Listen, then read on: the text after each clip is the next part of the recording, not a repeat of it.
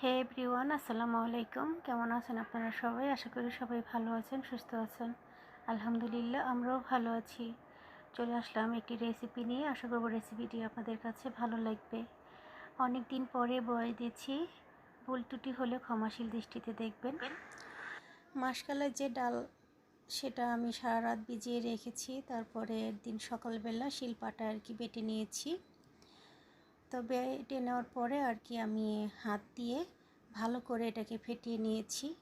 তো ফেটানোর সময় আমি দিয়েছিলাম 1 চা চামচের মতো চিনি, আর দিয়েছি অল্প পরিমাণে মিষ্টি জিরা দিয়ে ভালো করে ফেটিয়ে তারপরে আমি গরম তেলে ভেজে নিচ্ছি। তো বড়াগুলো এক পাশ ভাজা হয়ে গেলে উল্টিয়ে অপর পাশটা ভেজে নিব। তো যেহেতু আমার তেলটা একটু বেশি গরম ছিল, তাই একটু ব্রাউন কালার হয়েছে। আপনারা চাইলে এটা হালকা আঁচে ভেজে নিতে পারেন।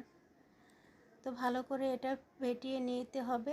যতটা ভালো ফেটানো হবে ততটা কিন্তু অনেক ফুলকো হবে। তো বড়াটা আমার ভাজা হয়ে গেছে। সবগুলো বড়া তুলে একটা বলে রেখে দিয়েছি। আর একটা হাঁড়ি নিয়েছি, হাঁড়ির ভিতরে পর্যাপ্ত পরিমাণে পানি দিয়েছি, আর পানির ভিতরে 1 চা চামচ লবণ দিয়েছি। লবণ পানিতে এখন বড়াগুলোকে ভিজিয়ে রাখবো 5 থেকে 6 মিনিটের মতো। লবণ পানিতে এটা ভিজিয়ে রাখতে হবে। আর সবগুলো বড়া একই সাথে কিন্তু এই লবণ পানিতে ভিজাতে হবে। তো এটা ভিজানোর জন্য আমি 5 থেকে 6 মিনিট অপেক্ষা করতে হবে। তো 5-6 মিনিট ভিজতে থাকুক। তো আমি 5-6 মিনিট পরে বড়াগুলো পানিগুলো চিপে নিগড়িয়ে, একটু হাত দিয়ে পানিগুলো চিপে নিগড়িয়ে তারপরে তুলে নিচ্ছি। এই কাজটি খুবই সাবধানে করতে হবে। বড়াগুলো ভিজে থাকে তখন কিন্তু নরম হয়ে যায়।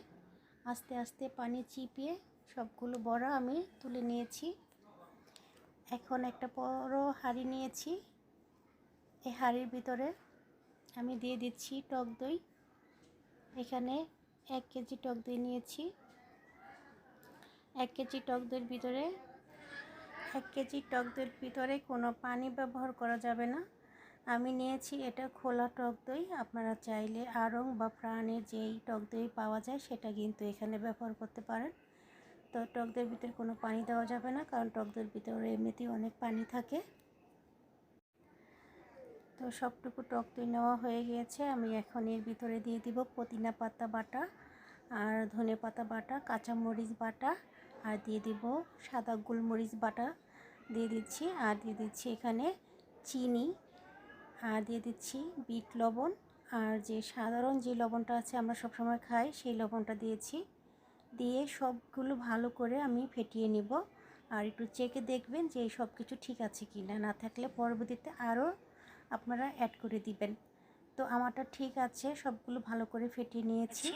তো যে হাঁড়িতে আমি বড়াগুলো ভিজাবো সেই হাঁড়িতে আমি বড়াগুলো সুন্দর করে সাজিয়ে বিছিয়ে নিচ্ছি। আমি একটা বক্স বাটি নিয়েছি বড়। তো সেটার ভিতরে সবগুলো বড়া বিছিয়ে নিয়েছি। আর যে দইটা আমি ফেটিয়ে নিয়েছিলাম সেটা আমি উপর থেকে ঢেলে দিয়েছি।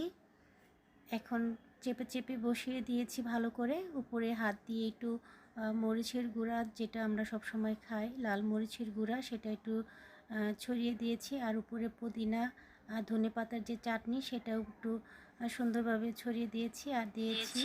আর দিয়েছি তেঁতুলের চাটনি, আর উপরে দিয়েছি একটু ভাজা জিরার গুঁড়া। এই তো আমার হয়ে গেল দই বড়া রেসিপি। কেমন লেগেছে আমাকে কমেন্টে জানাবেন। বিদায় নিচ্ছি, ভালো থাকেন, আল্লাহ হাফিজ।